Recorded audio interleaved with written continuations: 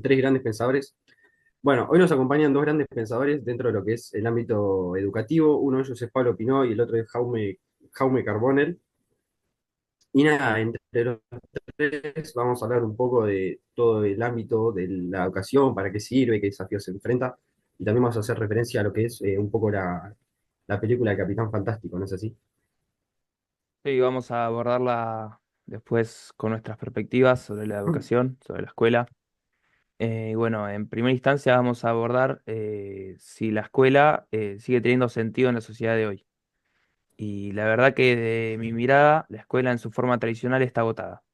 Nació en un contexto histórico donde servía a una sociedad industrial y homogénea, pero hoy vivimos en un mundo muy diferente. Lo que vemos es que la escuela muchas veces deja de ser un espacio de aprendizaje real y se convierte en un lugar donde se repite, se memoriza y se clasifica a los alumnos. La promesa de formar ciudadanos críticos y libres rara vez se cumple. Por eso digo que debemos pensar en modelos alternativos que no se basen en la rigidez de horarios, exámenes y currículos fijos como conocemos en la escuela de hoy, sino una participación activa de los estudiantes y una relación más abierta con la comunidad. No sé si me explico. Yo coincido en que la escuela está llena de problemas, pero no creo que esté agotada. A lo largo de la historia, la escuela se transformó y fue capaz de incluir a millones de personas que quedaban afuera del acceso al conocimiento.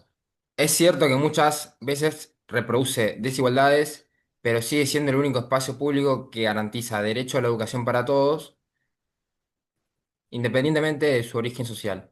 Si renunciamos a la escuela, lo que vamos a tener es más desigualdad, porque las clases altas siempre encuentran forma de educar a sus hijos. La pregunta no es si la escuela tiene sentido o no, sino qué tipo de escuela queremos construir.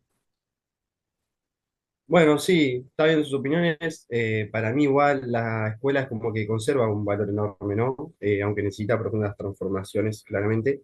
Si miramos a la historia o nos relegamos a ella, vamos a ver cómo la institución fue la que permitió la alfabetización masiva, que dio acceso a saberes a quienes antes estaban excluidos, ¿no? Esa función no puede ignorarse. Eh, Hoy está bien y es claro que los desafíos son otros, ¿no? Nuevas tecnologías, algunos cambios culturales o demandas sociales distintas. Pero abolir la escuela sería negar un espacio de igualdad que con sus falencias todavía tiene un papel central en lo que es la vida democrática. Bueno, Bueno, otra pregunta que estábamos discutiendo es si la escuela emancipa o disciplina, que para mí Es la verdad. escuela es una institución contradictoria. Nació para disciplinar, organizar y controlar, pero también es un lugar en donde se puede aprender a pensar críticamente. Yo insisto en que no podemos verlo como una cosa sola. Por un lado, sí regula cuerpos y tiempos, define qué se puede decir y qué no, pero por otro, ofrece la posibilidad de discutir, de aprender y convivir, de generar ciudadanía. Esa tensión es lo que la hace compleja y al mismo tiempo necesaria.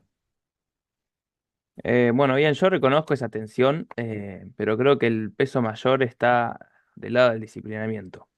La escuela todavía funciona con una lógica muy vertical, muy rígida, eh, muy antiflexible, digamos, todo lo contrario, donde el docente transmite, el alumno recibe y todo gira en torno a la obediencia y la evaluación. Todo se repite como si fuera una ruleta.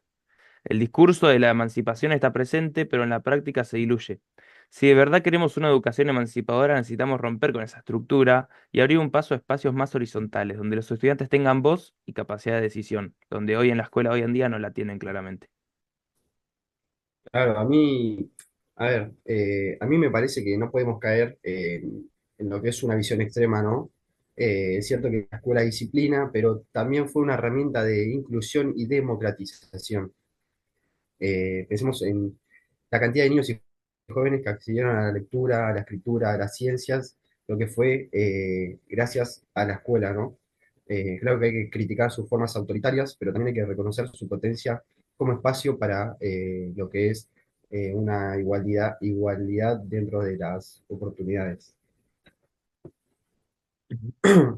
Después, en Bueno, el ámbito también de podemos hablar de lo que educación es. y educación, perdón que te interrumpa, Carbón. En el ámbito de lo que es la educación y poder, eh, Bueno, acá le opinó que tenía ganas de hablar. Bueno, para mí, estábamos hablando de ese tema, para mí educar siempre implica una relación de poder. La pregunta es cómo se ejerce ese poder. Puede ser de manera autoritaria, donde se impone lo que hay que saber sin discusión, o de manera democrática, donde se construye el conocimiento colectivamente.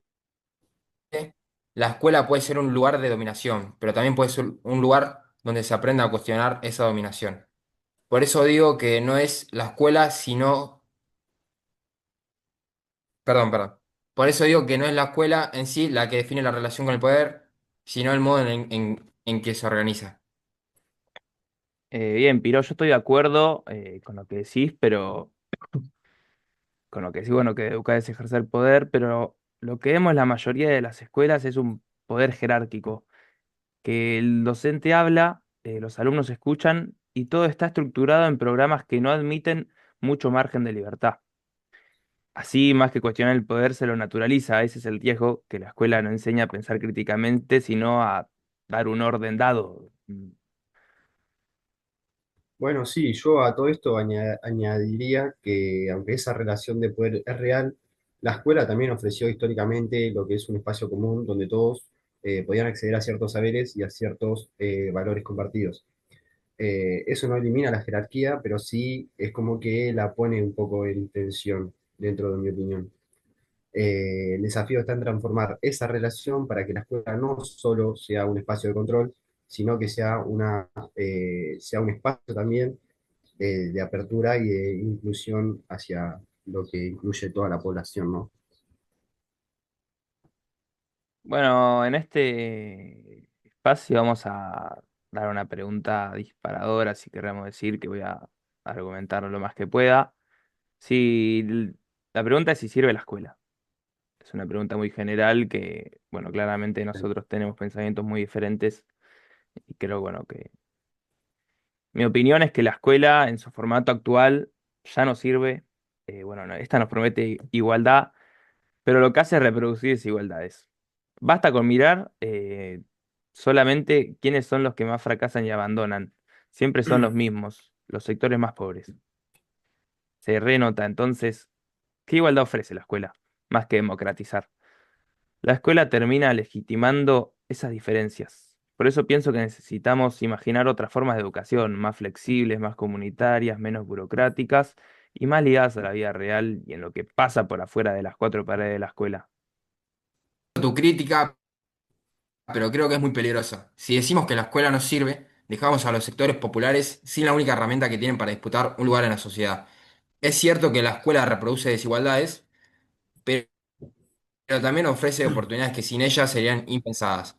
Si miramos los movimientos sociales, vemos que una de las principales demandas siempre es más escuela, mejor escuela. Si fuera tan inútil, ¿por qué los menos tienen que seguir reclamándola? Y porque no hay alternativas reales. Los sectores populares piden escuela porque es lo único disponible, pero eso no quiere decir que funcione bien. El problema es que la institución en su diseño ya no responde a los desafíos del presente. La estructura de horarios, las materias separadas, el peso de los exámenes, la evaluación, todo eso responde a un modelo viejo y anterior, digamos. Pero bueno, yo no niego, obviamente, que no haya esfuerzos valiosos dentro de la escuela, pero creo que se necesita un cambio muchísimo más radical. Sí, pero si dejamos caer la escuela, lo que hacemos es reforzar la desigualdad. La escuela no es perfecta, claramente, ni mucho menos, pero es el único espacio público donde todavía se puede disputar la igualdad. Yo prefiero pensar cómo transformarla desde adentro antes que declararla obsoleta. Por eso no comparto tu idea. La escuela sirve aunque tengamos que pelear todos los días por hacerlas más justas y democráticas. Bueno, está bien, cerramos el bloque porque si no estaríamos esta mañana debatiendo y vamos a cerrar esta reunión sobre nuestra opinión sobre El Capitán Fantástico, la película. Que bueno, mi opinión es muy discreta, muy breve. La película, bueno, ya lo la vimos, muestra que existen otras formas de educar, no solo de la escuela, sino aprender en contacto con la naturaleza, fomentar la lectura, generar debates reales en familia. Bueno, está la película, es un ejemplo de que la escuela no es la única vía posible y bueno, esta nos obliga a pensar el aprendizaje que puede estar en todas partes y no solo dentro de un aula con una profesora exigiéndoles a los alumnos, evaluándolos sin que los alumnos puedan salir de ese aire, digamos. Sí, comparto. Pero también deja de ver los riesgos. El padre quiere educar a sus hijos al margen de la escuela, pero al fin termina reproduciendo un modelo muy autoritario dentro de su propia casa. Eso nos recuerda que lo importante no es solo un espacio educativo, sino cómo se organiza el poder en él. La escuela puede ser criticada, pero ofrece un espacio público abierto donde no todo depende de solo un individuo, que sería el padre. Bueno, sí, la verdad que, bueno, primero, chicos, estuvo interesante el debate que hicieron recién. La verdad, mejor no meterse para no generar conflictos. En torno a la película, sí, yo creo que la película muestra algo muy importante, ¿no? Que es que educar no es solo transmitir conocimiento, sino también socializar. Yo creo que ese sería el énfasis de la película, porque está bien que los hijos de Ben dentro de la película aprenden mucho, pero tienen problemas para convivir con otros, ¿no? Donde dice que los otros son inútiles, que no sirve, y esto también termina generando que los hijos de él se quieran ir a vivir con los abuelos, o el hijo de él se enamore de otra persona y quede ridículo. Yo creo que la escena final, cuando se incorporan a la escuela, simboliza que la educación debe abrirse al mundo, ¿no? Y no encerrarse en un proyecto individual, por más interesante que parezca. Además, otro punto que sostengo es que Ben apuesta por una educación informal y asistemática, basada en la experiencia y en lo que sería la autonomía, lo cual es inspirador, pero también limitado, creo yo, porque sin contacto con otros contextos sociales, como que el aprendizaje no es el mismo, es como que es un aprendizaje más pobre. Eh, y nada, la verdadera educación para mí es la que sí necesita eh, que sea compartida por los demás o que sea un encuentro lleno de diversidad, ¿no? Para que todos puedan aprender contenidos en base a todas problemáticas u otros conocimientos. Muy bueno lo que decís, Silvina, la verdad, Muy un bueno. placer escucharlos y dialogar con ustedes. Bueno, yo ya me tengo que ir, tengo que ir a escribir unas cosas. Sí, bueno, podemos organizar en otro momento otra reunión para seguir dialogando de lo que Para sabemos. seguir, dale. Dale, perfecto, Chao, Jean. chicos. Bueno, muchas Un placer. gracias. Muchas Nos vemos. gracias, nos vemos. Un gusto. Nos vemos. Chao.